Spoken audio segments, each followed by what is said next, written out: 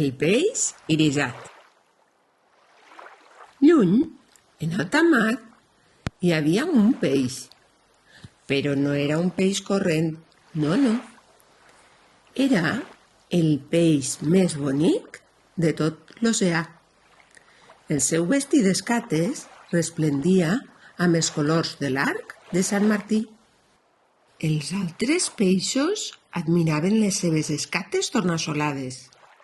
Li deien el peix irisat. «Vine, peix irisat! Vine! Vine a jugar amb nosaltres!» Però el peix irisat passava sempre de llarg, callat i orgullós, i feia lluir les seves escates. Així que els altres peixos li fugien. No, ja no volien jugar amb ell. Un peixet blau el va perseguir nedant. «Peix irisat, espera'm! Peix irisat, espera'm! Peix irisat, dona'm una de les teues escates lluents. Són precioses i en tens tantes». «Que et regali jo una de les meues escates lluents? Però què t'has pensat?» va cridar el peix irisat. «Au, va, fuig!»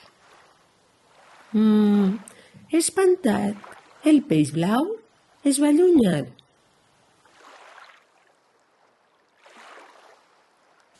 Excitat, el peix blau va explicar als seus amics el que li havia dit el peix irisat. I a partir d'aquell dia, ningú no va voler tenir res a veure amb el peix irisat. I fins i tot li giraven l'esquena quan ell passava.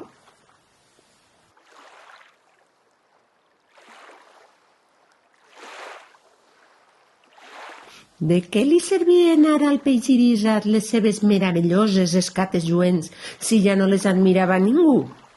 Ara era el peix més trist de tot l'oceà. A l'altre matí, el peix irisat se'n va anar a queixar a l'estrella de mar. «Estrella de mar, estrella de mar!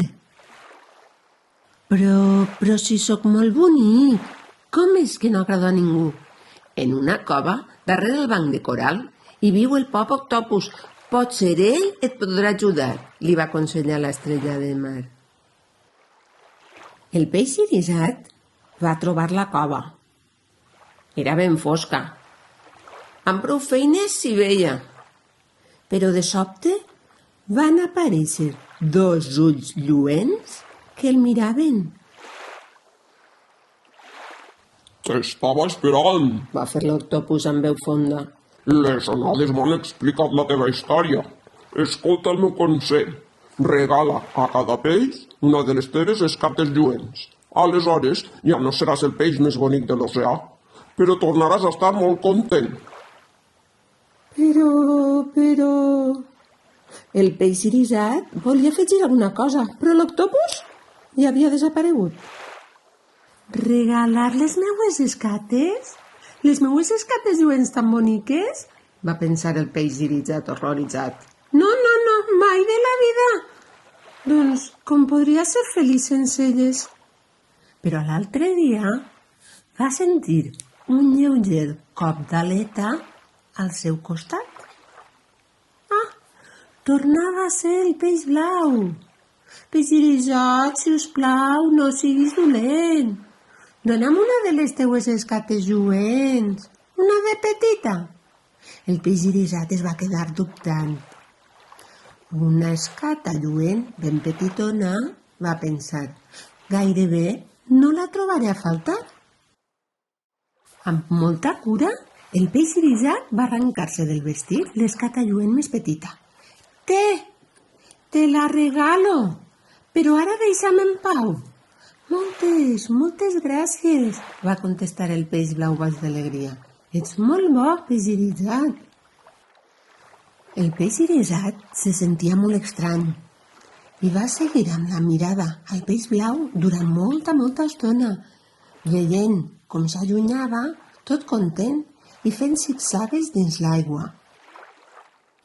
El peixet blau lliscava com un llamp dins de l'aigua amb la seva escata lluent, de manera que el peix irisat aviat es va trobar envoltat d'altres peixos. Tots volien una escata lluent. I ves per on el peix irisat va repartir les seves escates aquí i allà, i cada vegada li feia més il·lusió. Com més brillava l'aigua al seu voltant, millor se sentia entre els altres peixos. Finalment, només li va quedar una escata lluent. Havia regalat totes les altres i era feliç. Feliç com no mai ho havia estat. «Vine, peix irisat, vine a jugar amb nosaltres», van cridar tots els peixos. «Ja vinc», va dir el peix irisat, i se'n va anar content amb els seus nous amics. I conte contat, aquest conte s'ha acabat. Hola!